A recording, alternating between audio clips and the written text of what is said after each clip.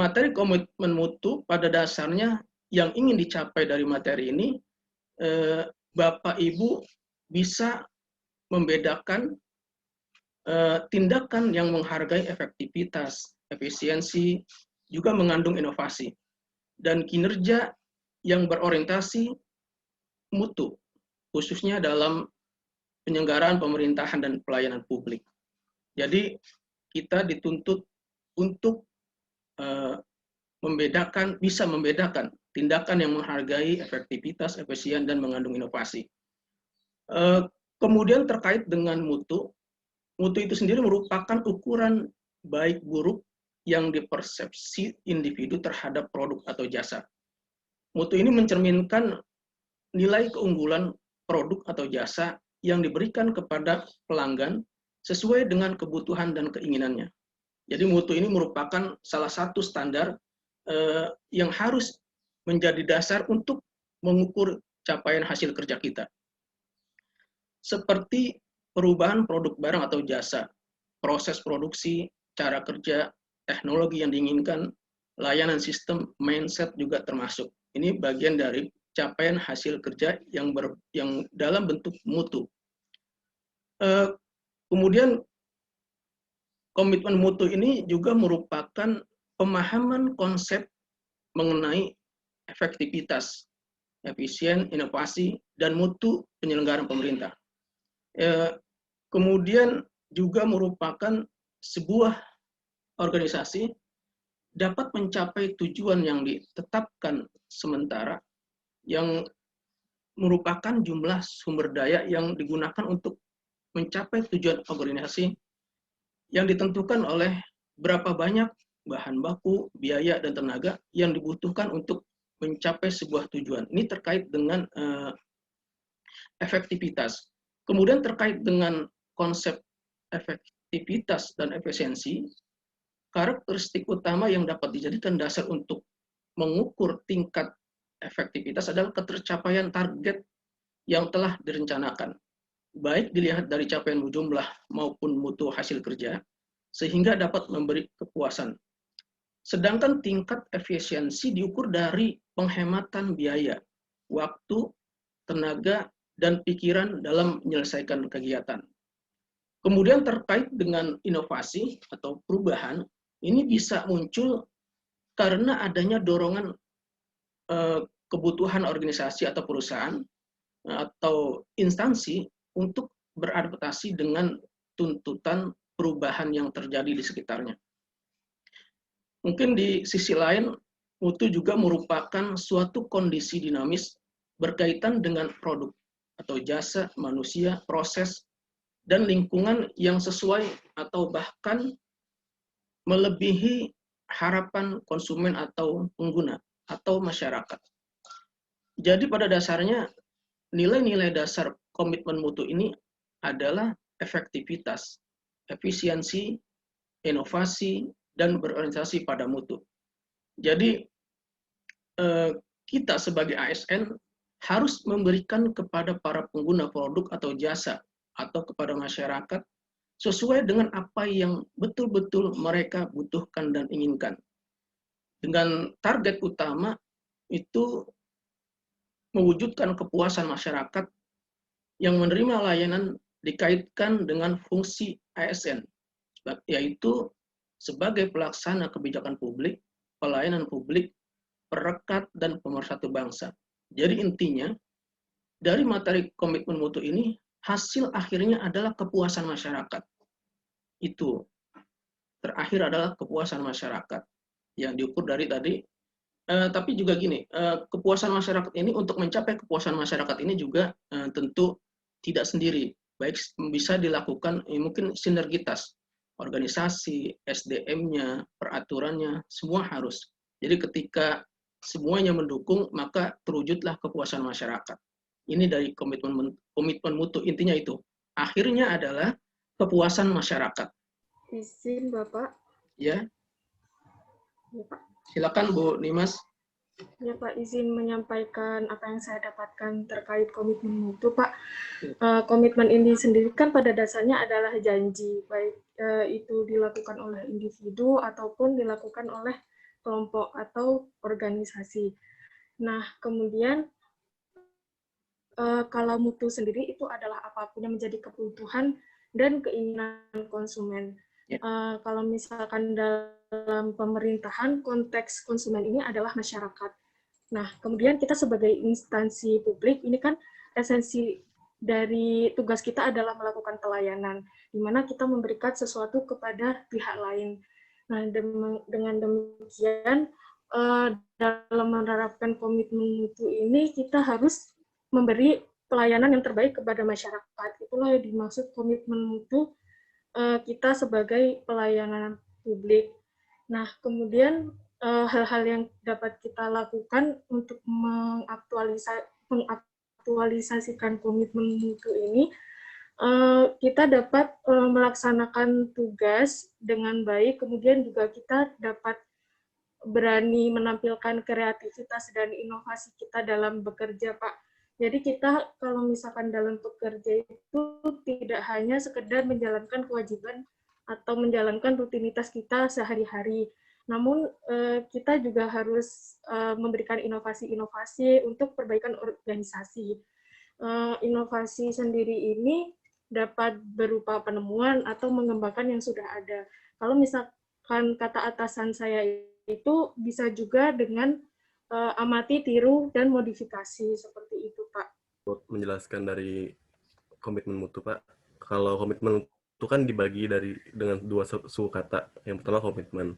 Komitmen sendiri adalah suatu keadaan di mana seorang itu membuat perjanjian baik kepada diri sendiri maupun kepada orang lain yang tercermin dalam tindakan atau perilaku tertentu yang dilakukan secara sukarela maupun terpaksa. Kalau mutu itu lebih ke kualitas. Jadi itu sesuai dengan standar mutu yang telah ditentukan, baik dari inputnya, proses, maupun output. Jadi kalau komitmen mutu sendiri merupakan wujud layanan bagi aparatur sipil negara, ASN, kepada masyarakat. Dan pekerjaan tersebut harus berdasarkan konsep aneka sendiri, Pak. Karena bersentuhan langsung dengan penerima manfaat layanan. Nah, kalau nilai-nilai dasar komitmen mutu itu ada 4. Efektivitas, efisiensi, inovasi, dan berorientasi pada mutu. Kalau efektivitas sendiri menunjukkan ketepatan capaian target layanan dilihat dari jadwal kerja, durasi, biaya, dan harapan. Kalau efisiensi lebih ke proses layanan yang tidak berdampak pada pemborosan, dapat diukur dari penggunaan pekerja atau energi yang dikeluarkan untuk mencapai target itu sendiri. Lalu ada inovasi, itu dia menunjukkan berbeda dari sebelumnya. Dan yang terakhir ada mutu layanan yang menunjukkan kinerja ASN yang optimal dan melayani dengan sepenuh hati, sehingga membuat masyarakat merasa puas. Nah,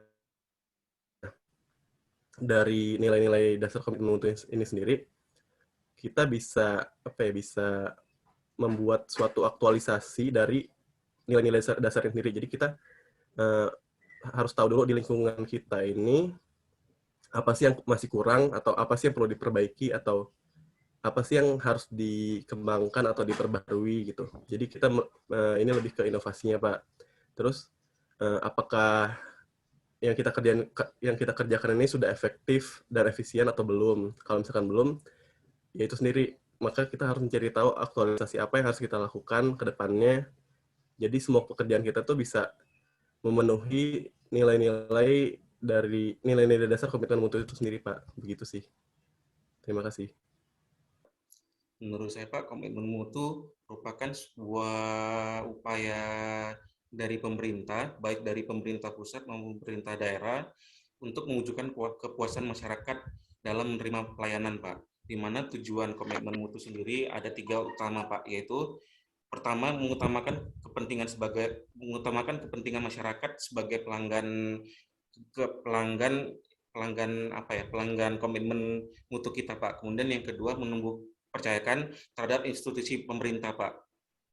Kemudian yang ketiga, meningkatkan kesetiaan dan kepuasan terhadap pelanggan, Pak. Untuk di JNPP sendiri Pak, dalam aktualisasi komitmen mutu di mana seluruh pegawai di JNPP telah menandatangani fakta integritas terhadap komitmen mutu pelayanan ini, di mana keseluruhan pegawai di JNPP diwajibkan menandatangani untuk menolak gratifikasi Pak. Jadi segala pelayanan publik tidak dipungut biaya sehingga tidak ada pengurusan itu menjadi sebuah yang mahal Pak. Jadi semua bisa secara transparan Pak. Dan dari masyarakat pun meskipun saat ini sedang WFH, masyarakat bisa melakukan ini Pak, pengajuan melalui dari situs dijen.pp.kemenkumham.go.id Pak. Izin Pak. Terima kasih Pak. Izin Bapak. Ya, silakan. Nah, terkait komitmen mutu Pak, kalau menurut saya itu kan bagaimana kita memberikan pelayanan yang efektif, efisien, dan inovatif. Nah, bagaimana keefektivitasan, keefisiensian, dan inovatif itu diberikan adalah dengan salah satunya meningkatkan kompetensi sumber daya manusia, Pak. Bisa dilakukan dengan mengikuti pelatihan pendidikan, workshop, bintek, dan lain-lain. Nah, kalau di Inspektorat Jenderal, seperti yang dikatakan Mas Ray tadi, di kita ada yang namanya Gemar Belajar setiap bulannya selama 5 hari. Nah, dari situ pelan-pelan pasti kompetensi aktif di sini juga akan meningkat seperti itu sih Pak. Jadi ketika nanti melakukan pengawasan yang dilakukan lebih bermutu, lebih bisa memberikan dampak positif bagi satker yang menjadi objek pengawasan. Seperti itu Pak. Menambahkan dan menanggapi Pak. Ya, silakan Bu Rati. Pak, pemahaman saya terkait komitmen mutu seperti yang sudah disampaikan oleh rekan-rekan adalah sebuah perjanjian atau istilahnya target yang sudah ditentukan oleh instansi kita untuk meningkatkan dan memastikan kepuasan masyarakat. Disandingkan pada prosesnya ya Pak, produk yang kita hasilkan yaitu pelayanan kita tidak terlepas pada unsur-unsur yang terlibat dalam proses pemberian pelayanan, yaitu produk, proses, organisasi, pemimpin, dan komitmennya. Lebih lanjut, Pak, untuk di inspektorat sendiri ya Pak, pada intinya kan komitmen mutu itu berfokus pada efisiensi, efektivitas, serta inovasi. Untuk inovasinya sendiri, menggarisbawahi inovasi tumbuh dan timbul karena ada kebutuhan. Terkait dengan munculnya virus corona ini, kami memunculkan inovasi salah satunya untuk memastikan tetap bisa memberikan pelayanan kepada unit eselon 1 yang lainnya serta satker di bawahnya. Inspektur Jenderal Bapak Razilu mengeluarkan panca program, salah satunya adalah auditor virtual. Program tersebut dilahirkan karena ada kebutuhan untuk tetap melakukan konsultasi kepada auditor terkait atau yang melaksanakan pengawasan, tetapi tidak bisa temu muka. Jadi auditor auditi ini adalah seperti konsultasi tapi lewat Zoom seperti itu Pak, dan dijadwalkan untuk triwulannya keluar laporan seperti itu Pak. Jadi walaupun terhalang keadaan seperti ini, kami tetap berusaha melakukan tugas dan fungsi dengan baik seperti itu Pak. Untuk sebagai fungsi ASN sendiri ya Pak ya, kaitannya dengan komitmen mutu, untuk ASN sendiri sesungguhnya harus yang pertama untuk pelaksana kebijakan publik itu harus dilakukan sesuai dengan ketentuan perundang-undangan untuk memberikan hasil terbaik. Dan yang kedua untuk memberikan pelayanan publik yang profesional dan berkualitas. Dan yang terakhir untuk mempererat persatuan dan kesatuan negara, memberikan hasil terbaik itu tujuannya untuk melaksanakan fungsi ASN itu sendiri, Pak. Terima kasih. Izin Bapak mau melanjutkan. Bu Rana. Ya Bapak, sebagaimana tadi udah disebutkan sama teman-teman mengenai komitmen mutu atau mutu itu sendiri, mutu kan tadi kan udah disebutkan bahwa mutu adalah standar yang ingin dicapai sama organisasinya dalam melakukan pelayanannya. Nah, untuk komitmen mutu sendiri juga ada nilai-nilai yang harus ada gitu, ada efektif, ada efisien, ada inovatif, sama berorientasi pada mutu. Nah, karena pekerjaan atau tusi kita yang tidak langsung memberikan pelayanan kepada masyarakat, tapi kita juga tetap harus memberikan komitmen mutu dengan menurut saya dengan peningkatan produktivitas, di mana peningkatan produktivitas itu kan berarti ada input, proses, sama ada output. Nah, input yang kita udah miliki, misalnya kita udah yang ada, anggarannya ada, udah ada programnya. Nah, gimana kita sekarang memaksimalkan proses yang harus kita kerjakan gitu. Misalnya kita harus bekerja secara optimal, harus menyelesaikan kegiatan pengawasan sesuai dengan deadline, terus habis itu meningkatkan motivasi, terus habis itu meningkatkan kemampuan dengan mengikuti workshop tentang pengetahuan kompetensi auditor dan lain sebagainya. Ada seminar, kemudian juga ada mengikuti gerakan 5 hari belajar yang udah digalangkan di Itjen. Nah, dengan begitu, maka output-nya yang kita harapkan itu adalah meningkatnya produktivitas. Jadi hasil kerja kita sesuai dengan deadline.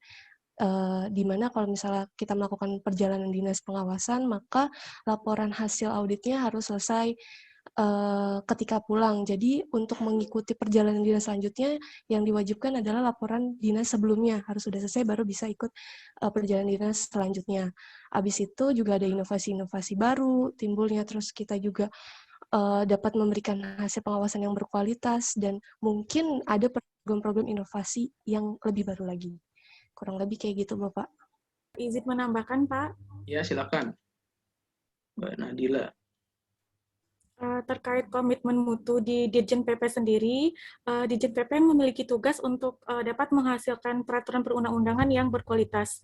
Nah, dalam hal ini, untuk memastikan bahwa peraturan perundang-undangan yang dibuat itu adalah peraturan perundang-undangan yang berkualitas, maka di sini dibutuhkan adanya proses mengurangi atau menghindari adanya ego sektoral dalam pembuatan peraturan perundang-undangan. Karena yang saat ini masih menjadi realita adalah masih banyaknya ego sektoral dalam proses pembuatan peraturan perundang-undangan.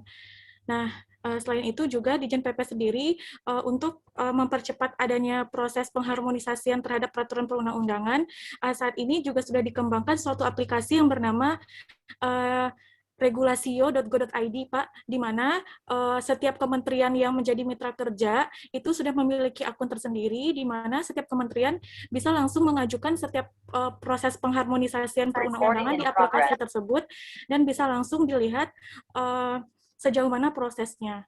Sekian, Bapak. Baik, saya lanjutkan. Ini terkait dengan materi kita, komitmen mutu ini. Komitmen merupakan bisa dikatakan janji, atau mungkin ada berupa inovasi atau layanan, perbaikan layanan, atau inovasi yang lain.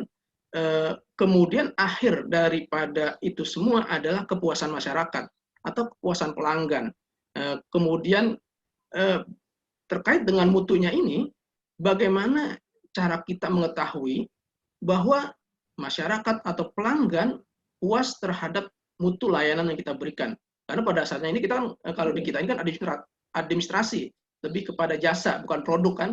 Kita ini kan lebih kepada jasa di Kementerian Hukum dan HAM. Nah, bagaimana kita mengetahui jasa yang kita berikan ini, layanan yang kita berikan ini, masyarakat puas?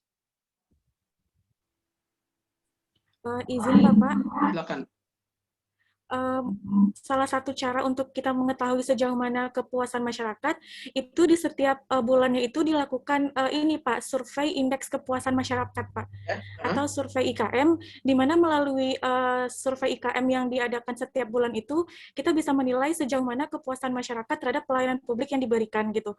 Kalau di Ditjen PP sendiri, maka survei IKM-nya itu sasaran utamanya itu adalah kementerian atau lembaga yang menjadi mitra kerja dari Ditjen PP. Sekian, Pak. Ya, itu salah satunya melalui IKM. Mungkin yang lain? Yang lain? Itu survei ya. Izin, Pak. Yang lain silakan. Gimana caranya mengetahui bahwa layanan yang kita berikan itu kepada masyarakat atau kepada pelanggan itu puas? Bagaimana kita tahu gitu kalau dia itu puas? Setelah datang misalkan datang ke Ditjen PP membuat pengaduan, bagaimana di situ pegawai di situ menerima melayaninya, kemudian mengetahui apakah dia sudah mendapatkan apa yang menjadi keinginan dia itu. Kemudian apakah dia puas terhadap layanan yang diberikan. Nah, ini bagaimana kita mengetahui itu? Gitu. Mungkin kalau kita sendiri bilang puas, gitu kan? Tapi kan belum tentu. Harus ada ada bukti bahwa masyarakat itu puas, menyatakan puas. Nah, ini bagaimana kita mengetahui mereka itu puas atau tidak terhadap layanan kita? Salah satunya tadi Bu Nadila menyampaikan melalui survei IKM. Nah, mungkin yang lain berbeda pendapat, silakan.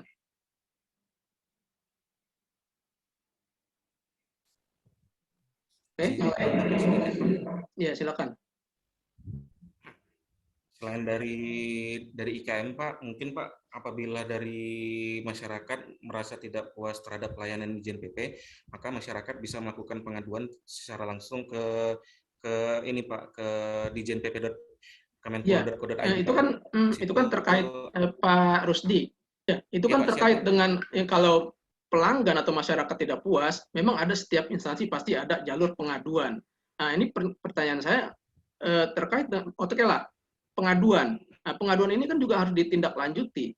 Nah, ditindaklanjuti itu kemudian ada istilahnya komitmen mutu dari layanan kita itu, kualitas layanan kita itu, pengaduan itu. Apakah begitu ada pengaduan misalkan secara elektronik kita baca udah tidak ditindaklanjuti.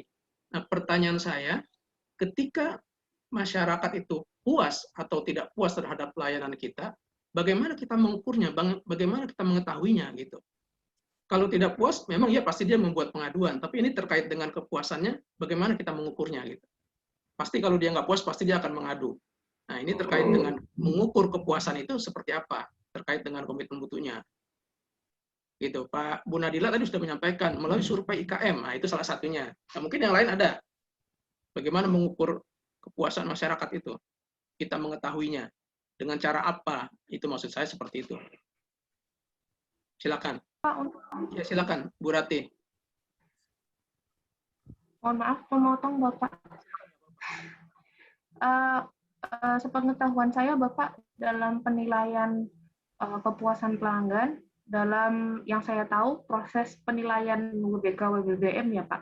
Salah satu metode yang digunakan oleh TPN untuk mengukur kepuasan pelanggan atau bagus tidaknya mutu sebuah pelayanan adalah menggunakan ghost atau mystery shopper. Jadi kita beralih-alih seperti konsumen, kita pura-pura meminta layanan seperti itu Pak. Dan kita merasakan sendiri pelayanan yang diberikan. Seperti itu. Ya, itu salah satunya. Yang lain? Ini makanya mystery shopper nih bisa dikatakan bahaya juga. Bahayanya kenapa? Begitu kita yang terima, pelayanan kita senyum juga enggak ada sapa, udah repot udah. Itu baru ini ya, baru lebih belum ke isinya, baru luarnya saja, senyum aja enggak, ya kan, udah dah. Tuh. Namanya juga misteri, ya kan? Tapi kalau yang datang langsung, ini kita enak. Itu kan dia datang langsung, kita nggak kenal, ternyata dia tim penilai. Ya sudah. Nah, makanya itu saya bilang, komitmennya ada, membuat inovasi-inovasi baru, membuat pelayanan baru. Tapi prakteknya nggak ada. Komitmennya ada, membuat duta layanan. Nah, foto, cekrek, masuk di web, masuk di media sosial. Begitu masyarakat datang ke kantor, mana ada duta layanan? Cuma adanya di foto. Maksud saya seperti itu. Mana kita bisa mengukur komitmen mutunya? Mutunya mana? Komitmennya ada, udah dilakukan. Ya kan? Duta layanannya sudah ada, sudah dibentuk, sudah dibuat. Ini loh yang cantik, yang ganteng, duta layanan sebagai duta layanan. Begitu masyarakat datang, mau cari informasi, di mana duta layanan adanya? Di kantin. Ya kan, maksudnya seperti itu. Jadi mengukur masyarakat puas atau tidak puas terhadap pelayanan kita itu, ya salah satu tadi dengan melalui survei IKM, kuesioner, mungkin mulai tanda-tanda atau simbol-simbol yang senyum, yang marah, ya kan, yang tidak puas atau puas tidak puas, seperti itu. Banyak sih sebetulnya cara-cara. Kuesioner juga bisa dilakukan. Nah, itu maksud saya. Jadi kembali ke komitmen mutu bahwa ya harapan saya bahwa ini tidak menjadi pembicaraan saja, tapi betul-betul diaktualisasikan. Akhirnya dari komitmen mutu ini adalah kepuasan pelanggan, kepuasan masyarakat, itu yang penting. Adapun caranya bagaimana memuaskan masyarakat itu sudah kita pelajari baik di MOC, di modul, di PowerPoint yang sudah ada. Tinggal kita aktualisasikan gitu. Dari etika publiknya, kode etiknya sudah ada. Bagaimana sikap kita, bagaimana perbuatan kita ketika melayani seseorang yang hadir atau melalui media sosial. Itu. Jadi intinya itu ya. Intinya tadi terakhir itu bagaimana bisa timbul bisa menghadirkan kepuasan masyarakat terhadap layanan yang kita berikan. Gitu. Itu ya. Ada mungkin yang mau didiskusikan lagi? Udah 32 ya, udah lewat. Oke, mungkin saya akhiri karena waktu juga sudah lewat 9.32 di saya. Padahal kita jadwalnya sampai jam 9.30. Untuk tugas sudah saya upload ke LMS. Nanti silakan dikerjakan. Dan yang lalu sudah saya berikan nilai sesuai dengan apa yang saya tonton satu-satu videonya, bagus pada dasarnya, semua bagus. Kemudian tugas kelompoknya juga bagus, sesuai. Oke, saya ucapkan terima kasih sudah menyaksikan, sudah berbagi dengan saya. Dan saya mohon maaf apabila mungkin dalam penyampaian ada yang kurang berkenan atau mungkin kurang lengkap. Tapi pada dasarnya memang saya berharap bahwa di nilai-nilai aneka ini Bapak bisa mengaktualisasikan. Bapak dan Ibu harus aktualisasikan. Itu yang paling penting buat saya. Ya, nilai yang bagus, yang baik saat latsar menurut saya percuma. Kalau materi-materi yang diberikan seperti yang di agenda 2 ini tidak Bapak Ibu aktualisasikan. Itu. Jadi pesan saya aktualisasinya ini yang penting, itu. Ya, itu aja mungkin. Saya mohon maaf kalau banyak kekurangan karena keterbatasan pengetahuan saya juga. Jadi mohon maaf sekali lagi. Saya ucapkan Assalamualaikum warahmatullahi wabarakatuh. Mungkin silakan mau ditutup. Dipimpin silakan Pak Rusdi. Duduk siap, gerak. Peserta latihan dasar kelompok 2, angkatan 16, telah selesai menerima pembelajaran. Laporan selesai. Ya, bubarkan. Bubarkan. Untuk mengakhiri kegiatan hari ini, marilah kita berdoa menurut agama dan kepercayaan masing-masing. Doa dimulai. Doa selesai. Istirahat di tempat, gerak. Baik, terima kasih. Saya undur diri. Wassalamualaikum warahmatullahi wabarakatuh. Terima kasih. Terima kasih, Pak. Terima kasih, Pak.